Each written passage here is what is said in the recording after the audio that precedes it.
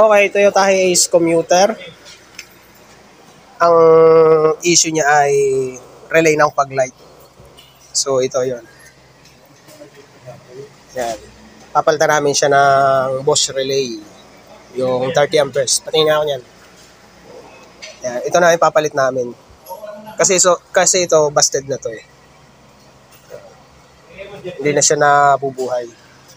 Yan. Ito yung fog light niya. So yun. Susubukan natin.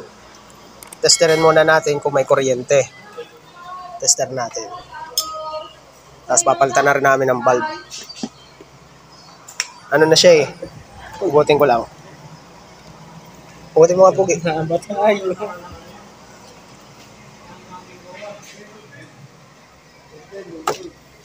Yan. Sa kinalawang no.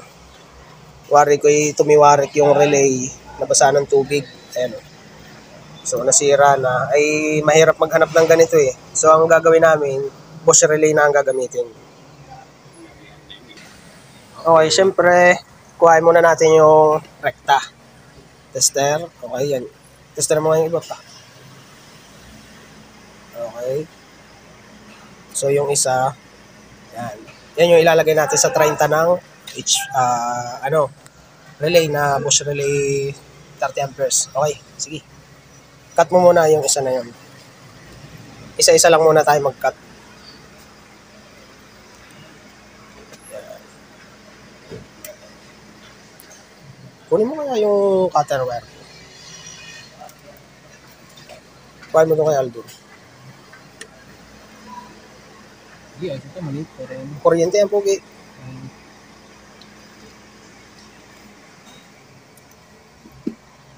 So dito, yung rekta natin na kuryente, yung pula, dito na natin yan sa 30 ng Bosch relay. Okay.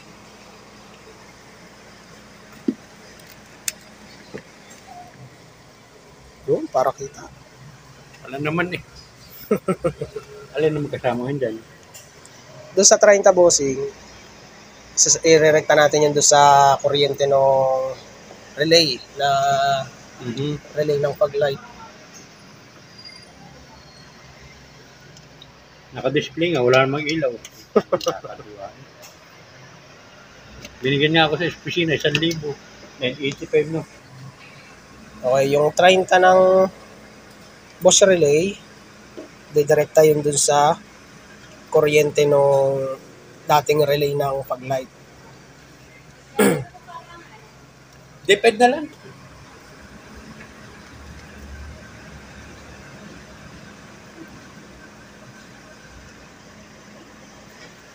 Wala ko sana bumili lang ng relay. Ay, kailangan na natin ng Bosch relay, boss, para kahit saan ka tumigil, may available ng relay. Wala ko sana lagyan ko ng plastic pagkabili ko ng relay. Ay, ganun din naman. Siyempre, pagka na-tap na natin yan, kailangan natin type. Matic na. Yan, SI. Sales invoice. Ino-honor yan, auditor. Problema yan. Kaya pumalaw sa gobyerno.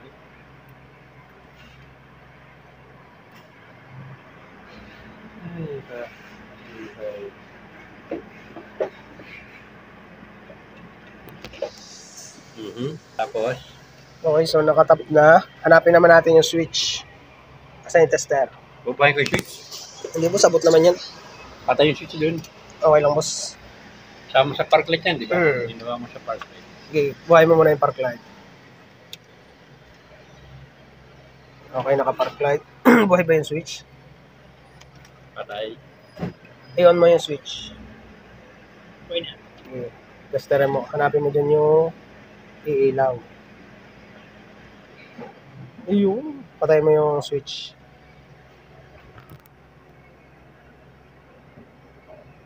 Okay, on. Patay mo na yung park light. Yan. So dito naman yung umiilaw, anong kulay nun? Kulay blue. Yan. Itatap naman natin yan dun sa 86 ng Bosch relay.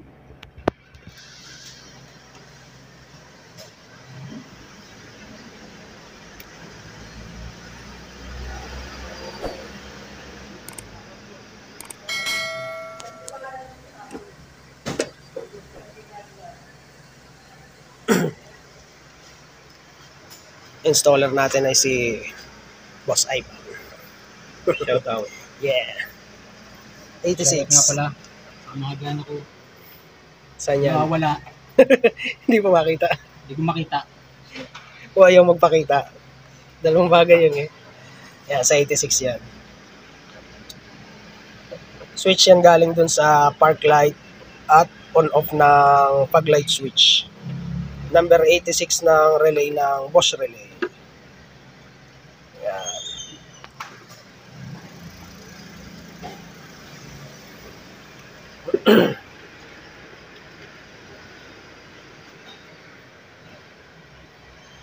Ground mo ba ito?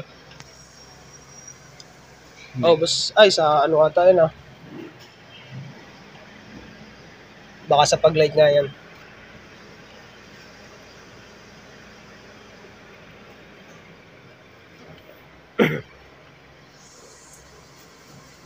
Nababasa kasi. Okay, naka-tape, naka-tape na. Yan. Itong blue sa 86 yan ang relay. Switch yan galing sa loob. Tester ulit tayo. Ay, okay na pala. Itong ground. Yung matitira dito mga boss. Ito na yung, siyempre yung black ground yan. Tap na natin yan sa 85. Yan. Putulin mo na yun.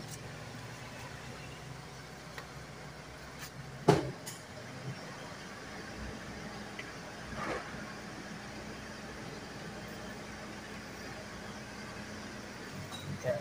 Kulay black yan. Pagsamahin mo, dalawa yan eh. Kailangan wag mo kalilimutan yan. Kailangan dalawa yung pagsamahin mo. Kasi yun yung isa niyan, ground no papunta dun sa pag-light. At yung isang block niyan, yun yung nakatap dun sa body ground. Kailangan dalawa yung nakatap.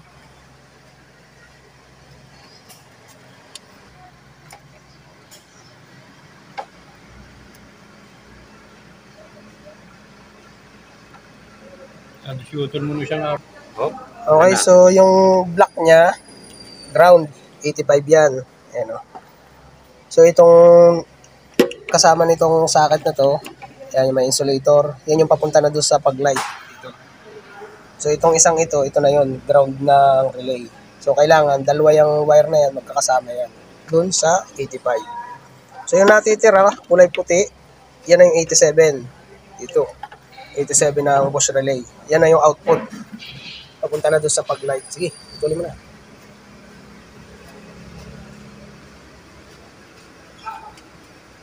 Yung mga apprentice. Ayos na yan. Mahuhusay na yan, boss. Ano kaya? Sige, boss, ano mo na yan. Pag isaksak mo na yan dyan. So, spell ko, Pakita mo na lang doon sa yan, opisina. pinulkan. Basta 55. Additional. Pag LED naman, boss, okay lang.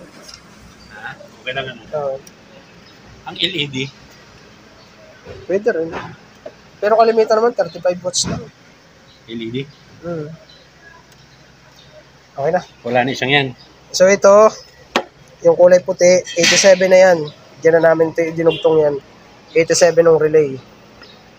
So subukan muna natin. Pwede na itong testingin. Switch. At i-switch yun din yan. Ayun, no? Yun. Nag-click na siya. Okay na yan. Saan na yung dati natin relay? Ito yung dati niyang relay, eh. Ito mahirap itong makuha, eh. Hindi ka agad makakakuha nito. Ito. Hindi gaya bagay Bosch Relay. Ang dami Nagilik. niyang... Oh, boss. Ito. Kung ano. Di ba? Okay na. So, i-misin na lang ito. Tapos, i-aayos na lang ng kabado dyan. I-tapean mo na. Ganun lang mag-relay. Ito kasi mahirap itong hanapin, eh. Mabuti ba kung pagdating mo sa tindahan ay may available agad na ganito? Wala. Di gaya bagay Bosch Relay, marami yan sa tindahan. Kaya kahit saan ka mapadaan na auto shop, ay di merong available ng Bosch Relay. Okay, titape na lang yan. Tapos ay Bilyan na lang. final test ulit tayo. Okay, malinis na yung pagkaka-tape. Ayan. So, balak namin dito na lang ilagay yan sa part na to para nakatayo yung relay. Ayan. Or pwede rin naman dito. sa part na to. Dito na lang, Pogi. Pag ganyan, no. Diyan. Cable tie mo yan dyan.